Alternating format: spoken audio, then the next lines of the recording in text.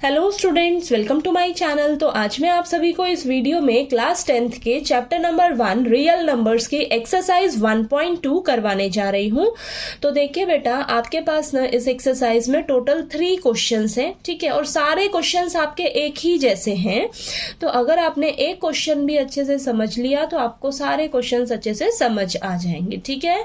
और मैं आपको सारे क्वेश्चंस इसी वीडियो में समझाऊंगी, तो प्लीज आपने वीडियो को लास्ट तक जरूर देखना है ताकि आपको सभी क्वेश्चंस अच्छे से समझ आ जाए, ठीक है।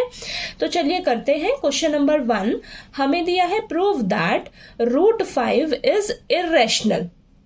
तो देखिए, आपको ना इसी तरीके से क्वेश्चन मिलेंगे कि आपको कोई नंबर दिया होगा, उस नंबर को आपने इर्रेशनल नंबर प्रूफ करके दिखाना है, ठीक है। तो आपने क्या करना है, आपने ना यहाँ पर इन क्वेश्चंस में कॉन्ट्राडिक्शन मेथड का यूज करना है, ठीक है। इस मेथड में ना हम बिल्कुल इसका उल्टा करते हैं। तो देखिए, हमें तो प्रूफ करना है कि ये जो हमारा नंबर है ये क्या है, एक इर्रेशनल नंबर है, ठीक है। हमें ये प्रूफ करके दिखाना है, लेकिन हम इस मेथड में ये प्रूफ करेंगे कि ये जो हमें नंबर दिया है ये हमारा रैशनल नंबर नहीं है, ठीक है। हम प्रूफ करेंगे कि ये जो हमारा नंबर दिया है ये हमारा रैशनल नंबर नहीं है। अगर हमने ये प्रूफ करके दिखा दिया कि ये हमारा नंबर रैशनल नंबर नहीं है तो ऑटोमेटिकली ये क्या कहलाएगा, आपका इर्रेशनल नंबर ही तो कहलाएगा, है कि नहीं, ठीक है। तो चलिए, सारे क्वेश्चंस आपने इसी तरीके से करने हैं। तो एक क्वेश्चन भी अगर आपने अच्छे से समझ लिया ना तो आपको ये सारे क्वेश्चंस अच्छे से समझ आ जाएंगे, ठीक है। तो चलिए करते हैं। सबसे फर्स्ट लाइन आपने हमेशा क्या लिखनी है, देखिए, लेट अस एज्यूम, मानकर चलेंगे, ठीक है। Let us assume to the contrary that √5 is rational. तो हम मानकर चलेंगे कि ये जो हमें नंबर दिया है ये हमें एक रैशनल नंबर दिया है, ठीक है। ऐसा आप एज्यूम करके चल रहे हो बेटा, ठीक है। हमें ये रैशनल नंबर दिया है, ओके। अब देखिए, हमें पता है कि जो रैशनल नंबर्स होते हैं वो P/Q की फॉर्म में होते हैं, ठीक है। तो मैंने P/Q की फॉर्म को लिखने में ये देखिए A/B लिखा है, ठीक है। P/Q की फॉर्म होती है ना आपकी, रैशनल नंबर्स हमारे P/Q की फॉर्म में होते हैं। तो मैंने यहाँ पर A/B लिख लिया है, ओके। तो मैं √5 हमारा जो है वो किसके इक्वल हो जाएगा, A/B को, B के इक्वल, ठीक है। यानी कि √5 को हम A/B की फॉर्म में लिख सकते हैं। तो ये इक्वल हो जाएगा इसके। यहाँ पर ये जो हमारा A और B है ये को प्राइम्स हैं। को प्राइम्स नंबर्स वो नंबर्स होते हैं जिनका 1 के अलावा कोई और दूसरा फैक्टर नहीं होता है, ठीक है। मतलब कि A और B को सिर्फ 1 ही डिवाइड कर सकता है, 1 के अलावा कोई और नंबर A और B को डिवाइड नहीं कर सकता है, ठीक है। तो यहां से हम ये समझ रहे हैं कि A और B को सिर्फ 1 ही डिवाइड कर सकता है क्योंकि ये हमारे को प्राइम नंबर्स हैं, ठीक है। अब यहां से देखिए, इसको सॉल्व करिए। B जो है डिवाइड में है, इस साइड जाएगा तो मल्टीप्लाई में हो जाएगा। अब हम स्क्वायरिंग बोथ साइड्स करेंगे तो √5 इंटू B का whole square is equal to A², okay. अब देखिए, स्क्वायरिंग बोथ साइड्स किया जब हमने तो हमें क्या मिलेगा, 5B² is equal to A², ठीक है। ये हमें मिल रहा है, ओके। अब यहां से हम क्या समझ रहे हैं, यहां से हम ये समझ रहे हैं बेटा, देखिए, अब इस A² को डिवाइड करने वाले नंबर्स किधर होंगे, इस साइड होंगे, होंगे कि नहीं। अब ये जो 5 मल्टीप्लाई में है, अगर मैं इसको इधर लेकर आऊं तो A² के नीचे 5 आ जाएगा, डिवाइड में आ जाएगा ना। तो यहां से फिर हम क्या समझेंगे कि ये जो A² है ये डिविजिबल बाय 5 है, ठीक है। अगर मैं 5 इस साइड लेकर आती हूँ तो डिवाइड में ही रहेगा ना। तो यहां से फिर मैं क्या समझूंगी कि A² जो है वो डिविजिबल है 5 से। अगर A² डिविजिबल है 5 से तो A भी हमारा डिविजिबल होगा 5 से, ठीक है। समझे आप यहाँ पर ये मैंने क्या लिखा है, क्यों लिखा है इस तरीके से, ठीक है। इसे मान लीजिए आप फर्स्ट इक्वेशन, ओके। तो यहां से मैं समझ रही हूं कि अगर मेरा A जो है 5 से डिविजिबल है, यानी कि A का फैक्टर कौन है, 5 है ना। तो यहां पर हम लिख सकते हैं A की जगह 5C लिख सकती हूं मैं, ठीक है। देखिए, A का जो है फैक्टर 5 हो सकता है। यहां से हम समझ रहे हैं कि A को डिवाइड करने वाला 5 है तो A का फैक्टर 5 हमें मिल रहा है। तो हम A की जगह 5C लिख सकते हैं क्योंकि A का फैक्टर 5 है यहाँ पर, ठीक है। तो A is equal to 5C। C हमारा क्या है, कोई भी इंटीजर हो सकता है, ठीक है। तो मैंने ये C इंटीजर लिया है, ठीक है। तो अब देखिए यहाँ पर हम क्या करेंगे, a की जगह हम 5c पुट करेंगे, ठीक है। फर्स्ट इक्वेशन में a की जगह मैं 5c पुट कर सकती हूँ, तो 5c जब मैं यहाँ रखूंगी इस इक्वेशन में तो मुझे क्या मिलेगा, 5b² is equal to 5c², ठीक है। तो जब इसको आप सॉल्व करोगे तो आपको देखिए क्या मिलेगा, b² is equal to 5c², ये मिल रहा है। अब मैं इस इक्वेशन से क्या समझ रही हूं कि b² को डिवाइड करने वाले नंबर्स इधर होंगे, 5 इधर है ना, मल्टीप्लाई में इसके साथ इधर जाएगा तो नीचे डिवाइड में हो जाएगा।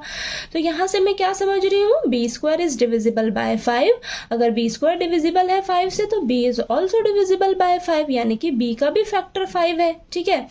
तो ये फर्स्ट और सेकेंड इक्वेशन से मैंने क्या देखा कि जो a और b है वो 5 से भी डिविजिबल है, यानी कि a और b का 1 के अलावा 5 भी फैक्टर हमें मिल रहा है। लेकिन हम स्टार्टिंग में मानकर चले थे कि जो a और b है उनका 1 के अलावा कोई और दूसरा फैक्टर नहीं है, यानी कि a और b को सिर्फ 1 ही डिवाइड कर सकता है, 1 के अलावा कोई और दूसरा नंबर डिवाइड नहीं कर सकता। लेकिन जब हमने इसको प्रूव करना स्टार्ट किया तो हमें पता लगा कि a और b को 5 भी डिवाइड कर सकता है, ठीक है, यानी कि 1 के अलावा 5 भी इसका फैक्टर है a और b का, ठीक है।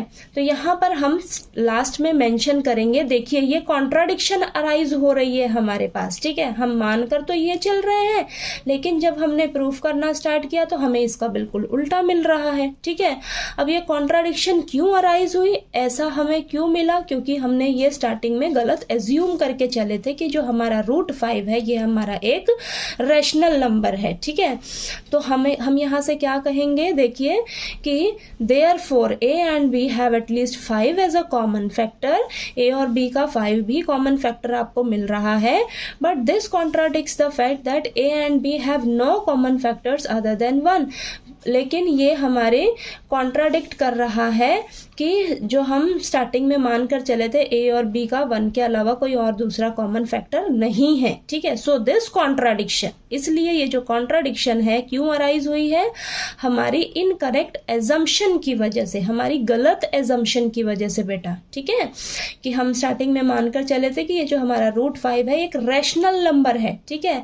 तो हम ये प्रूफ करना स्टार्ट किया तो हमें यहाँ से क्या पता लगा कि जो हमारा √5 है एक रैशनल नंबर नहीं हो सकता, ये रैशनल नंबर नहीं हो सकता बेटा, ठीक है। अगर ये रैशनल नंबर नहीं होगा तो हमें क्या कंक्लूजन मिल रहा है कि ये जो हमारा √5 है ये एक इररेशनल नंबर है, ठीक है। समझ आया आपको ये क्वेश्चन, ठीक है। अगर आपने एक क्वेश्चन भी अच्छे से ये समझ लिया ना तो आपके सारे क्वेश्चंस इसी तरीके से होने वाले हैं, ठीक है। और ये स्टेप्स आप अच्छे से इन्हें ध्यान रखिएगा कि हमने कैसे किसी भी नंबर को इररेशनल नंबर जो है वो प्रूफ करके दिखाना है, ठीक है। चलिए अब इसका हम क्वेश्चन नंबर 2 समझते हैं। अब क्वेश्चन नंबर 2 में हमें दिया है प्रूव दैट 3 + 2 √5 इज इररेशनल। तो हमें इस नंबर को इररेशनल नंबर प्रूव करके दिखाना है, ठीक है। तो फिर से हम कॉन्ट्राडिक्शन मेथड का यूज करेंगे, ओके। तो सबसे पहले आपने लिखना है let us assume to the contrary that 3 + 2 √5 is rational. तो हम सबसे पहले एज्यूम करके चलेंगे कि ये जो हमें नंबर दिया है ये हमारा एक रैशनल नंबर है, ठीक है। तो अब हमें पता है कि जो रैशनल नंबर्स होते हैं वो p/q की फॉर्म में होते हैं, तो ये जो है 3 + 2 √5 ये किसके इक्वल हो जाएगा, a/b के इक्वल हो जाएगा, ठीक है। अब यहाँ पर जो a और b है वो क्या है, हमारे को प्राइम्स हैं, ठीक है। यानी कि इनका a और b का 1 के अलावा कोई और दूसरा कॉमन फैक्टर नहीं हो सकता, ठीक है। अब देखिए आपने क्या करना है, अगर आपको इस तरीके का नंबर मिले ना तो आपने रूट वाली जो वैल्यू है, रूट वाला जो नंबर है आपने उसको एक तरफ रखना है, बाकी उसके साथ जो भी नंबर है आपने उसको दूसरी तरफ शिफ्ट कर देना है, ठीक है। तो देखिए हमारे पास यहाँ पर क्या है, 3 + 2 √5 है, √5 को आपने इस साइड ही रखना है, बाकी सबको आपने एक एक करके उधर लेकर जाना है, ठीक है।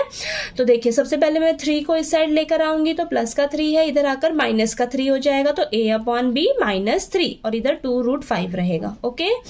अब यहाँ पर हम इस साइड एलसीएम लेंगे तो इसके नीचे कुछ नहीं है, 1 ले लीजिए, b एलसीएम में आएगा तो ये आ जाएगा आपके पास a - 3b, ठीक है।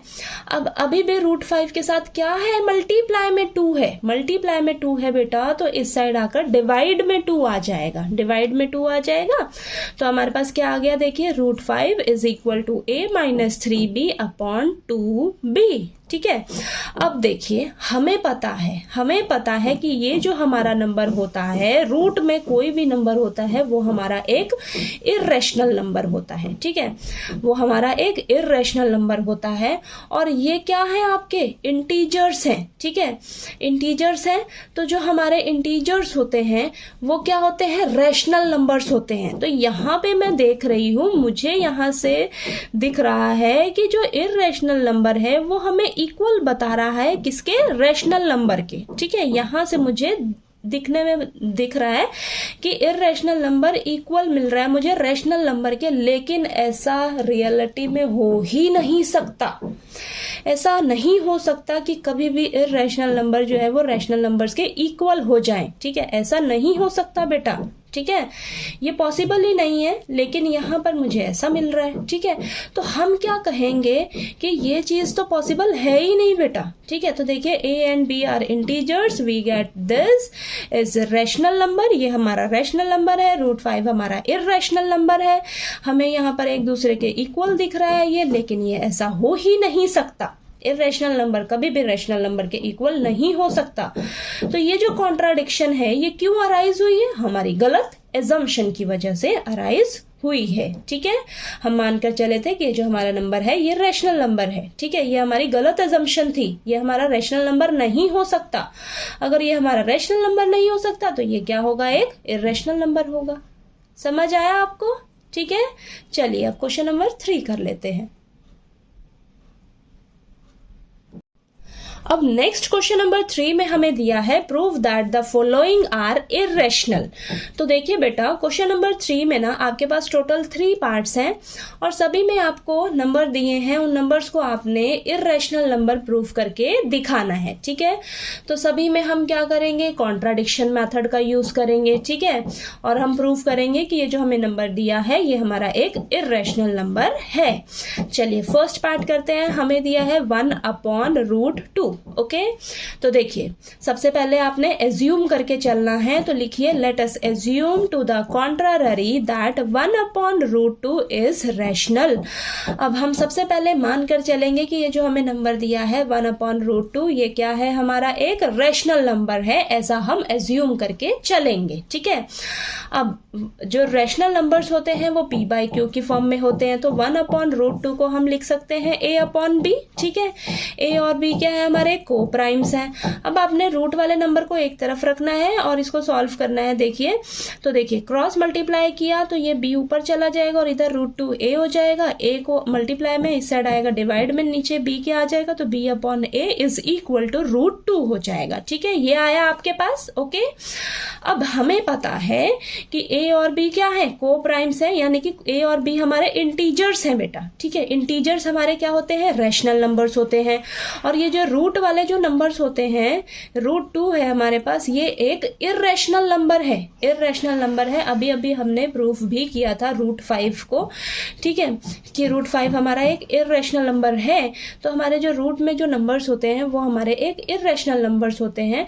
तो यहाँ से मुझे क्या मिल रहा है कि जो रैशनल नंबर हमें इक्वल दिख रहा है इर्रेशनल नंबर के। ठीक है, लेकिन ऐसा कभी हो ही नहीं सकता, हमारे रैशनल नंबर इर्रेशनल नंबर्स के इक्वल नहीं हो सकते बेटा। ठीक है, नहीं हो सकते।